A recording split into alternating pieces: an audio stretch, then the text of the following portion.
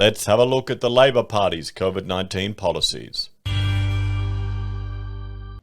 Hello everyone, Florian.Heise here, and welcome to another episode of HeiseSays. Grab your stein of coffee because we're going to have a look at a clip from one of my live streams on Freedom Friday that you can watch on the Twitch show. This clip, we're looking at the Labour Party's COVID-19 policies. So check it out to make sure you know who you're actually voting for. Final party we're going to look at is everyone's favourite, the Labour Party. Okay, now we've seen the Socialist Alliance, the far lefties. We've seen the Greens that feel just as far left. Now we're going to have a look at the ALP. Okay, ready for this one, guys? Cliveroo, he doesn't have anyone, guys. We'll go through all the policies that don't have, all the parties that haven't really got anything on their website specifically for this. And there are a lot of parties out there, guys. There's some interesting ones. We've got too many. Okay.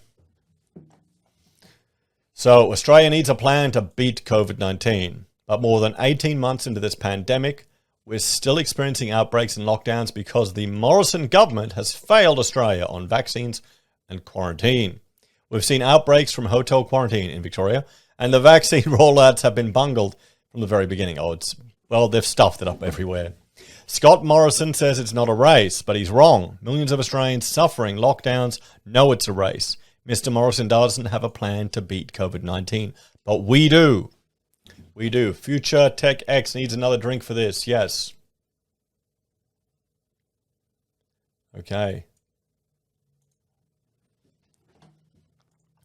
Labor's vision. Labor would fix the vaccine rollout, build dedicated quarantine facilities across the country. Notice how we're hearing that more and more. Pub test. I'm not a fan of a policy that just blames the other guy, but isn't that the thing that they do? Isn't that the thing that they do? Bunk Noppy wants bring back Kevin 07. Oh, come on. He's like some bitter old conspiracy nut that's blaming everything on Murdoch now, isn't he? He's gone off the rails. He's probably suffering from, dementia. He's our Biden. Have an effective public information campaign. Start making mRNA vaccines in Australia. Where have we heard that before? There you go. Greens policy made it into Labor. So, the details. Fix the rollout by working to increase vaccine supply, setting and meeting clear targets, and opening more vaccination centres. The Prime Minister should be lobbying harder to get more vaccines into the country. It took him 18 months to pick up the phone to the global head of Pfizer, while other world leaders made dozens of calls. He should be talking to our friends in the Biden administration and the US government to find more opportunities to increase supply. He should be talking to the heads of other vaccine companies like Moderna to bring forward supply. And he should be looking for opportunities to make deals with other allies, like the vaccine swap that South Korea and Israel recently negotiated. Well, aren't we buying a whole lot of vaccines from Poland? The Labor government would also set and meet clear vaccination targets to give Australian people and business owners certainty so they can make plans based on a clear national vaccine effort. An Albanese Labor government would end the blame game with the state and work in genuine partnership to roll out more vaccines more quickly. Mobile clinics could take vaccines to universities, regional towns and public events. More pharmacies could be used to speed up the rollout. Everyone who lives and works in aged or disability care should have a vaccine brought to them. Elderly people at home should have a vaccine taken to them in their homes. There's simply no excuse for this delay. The latest lockdown in New South Wales and Victoria started from an unvaccinated frontline worker. They were supposed to be the highest priority. All frontline essential workers should be vaccinated as soon as possible. Okay. 2. Build dedicated quarantine facilities across the country. Oh boy. Again. We have seen outbreaks after outbreaks from hotel quarantine, lockdowns in almost every state and territory. Workers losing jobs, businesses losing profit. People have had enough. We need to stop the virus getting into the community. If Scott Morrison has built a fit-for-purpose national quarantine system, a responsibility that sits squarely with the Prime Minister, outbreaks would not have happened. There have been leaks from hotel quarantine and zero leaks from federal quarantine facilities. So There you go. Hotels were built for tourism, not quarantine. We need dedicated, purpose-built facilities. We need these facilities now, and we need them in the future. These facilities are an investment in the future safety and security of the Australian people and can be used for other emergencies, like floods, bushfire, or political dissent. That's what the National Resilience Centre in Darwin is used for. Having an effective public information campaign. The advertising we have seen from the government so far has been uninspiring and doesn't match the creative brilliance Australia's. Really? Anyway, as a country, we can do much better. They just need to dust off the Life Be In It ads from the 80s, guys. Remember those? They need to get those rolling again. Or the scary HIV ads. As a country, we must do much better. The campaign should include well-known personalities and local community leaders, including culturally and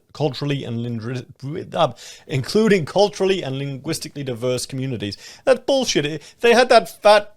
Oh, wait, I can't say that. They had that robust comedian, Magda, what's her name? And come on, looking at someone like that telling you to vaccinate, that's going to make anyone terrified of it.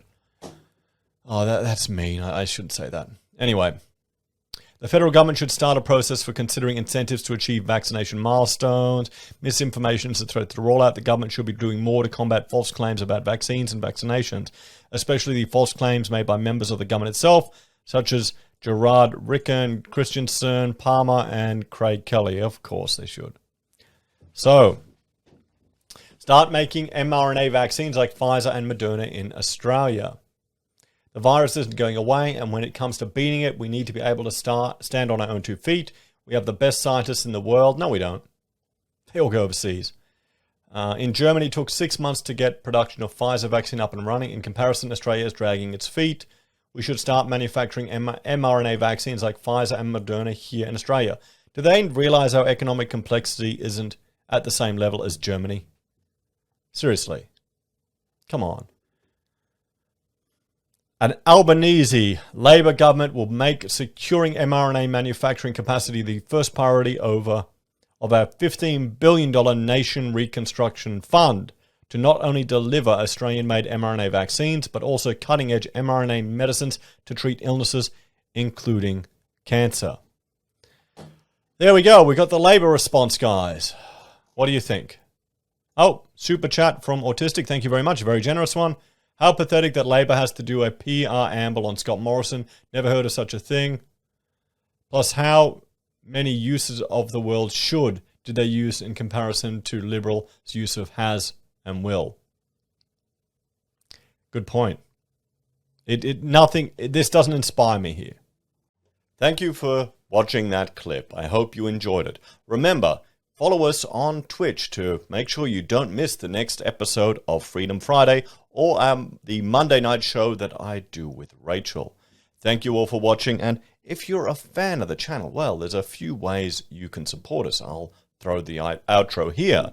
You can support us by signing up for YouTube or Patreon, using our affiliate links at SelfWealth or Stake, buying our merch from HeiseSays, using our other affiliate links from Amazon, eBay, Independent Reserve, or AussieBroadband.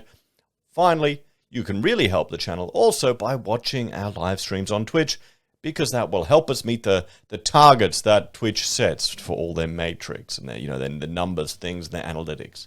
Anyway, guys, thank you all very much for joining me for this episode, and I'll see you all next time. Bye for now.